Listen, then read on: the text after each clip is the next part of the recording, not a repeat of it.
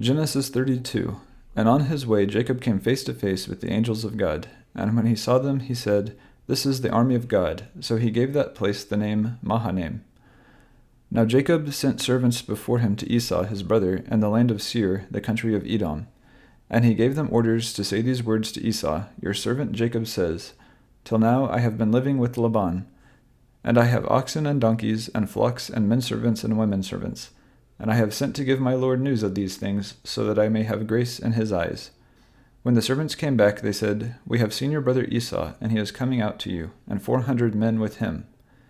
Then Jacob was in great fear and trouble of mind, and he put all the people and the flocks and the herds and the camels into 2 groups, and said, If Esau, meeting one group, makes an attack on them, the others will get away safely.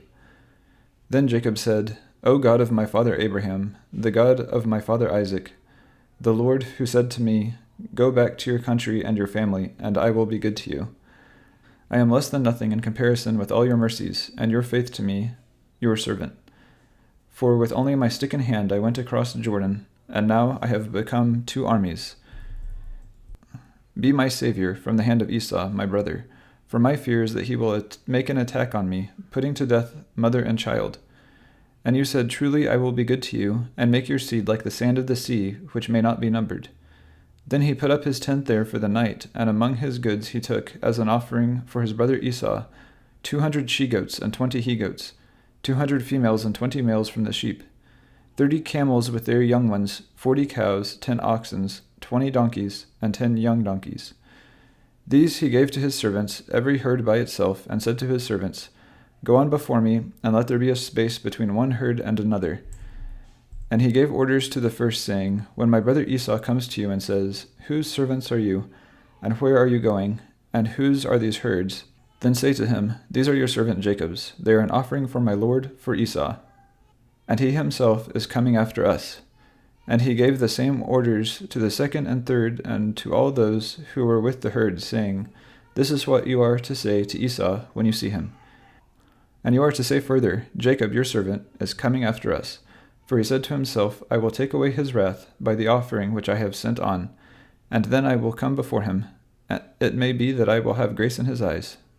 So his servants with the offerings went on in front, and he himself took his rest that night in the tents with his people. And in the night he got up, and taking with him 2 wives and 2 servant women, and his 11 children, he went over the river Jabbok. And he took them and sent them over the stream with all he had. Then Jacob was by himself, and a man was fighting with him till dawn. But when the man saw that he was not able to overcome Jacob, he gave him a blow to the hollow part of his leg, so that his leg was damaged. And he said to him, Let me go now, for the dawn is near. But Jacob said, I will not let you go till you have given me your blessing. Then he said, What is your name? And he said, Jacob. And he said, Your name will no longer be Jacob, but Israel. For in your fight with God and with men you have overcome. Then Jacob said, What is your name? And he said, What is my name to you? Then he gave him a blessing.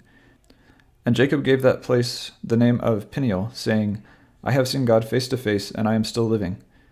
And while he was going past Peniel, the sun came up, and he went with unequal steps because of his damaged leg. For this reason, the children of Israel, even today, never take that muscle in the hollow leg as food, because the hollow of Jacob's leg was touched.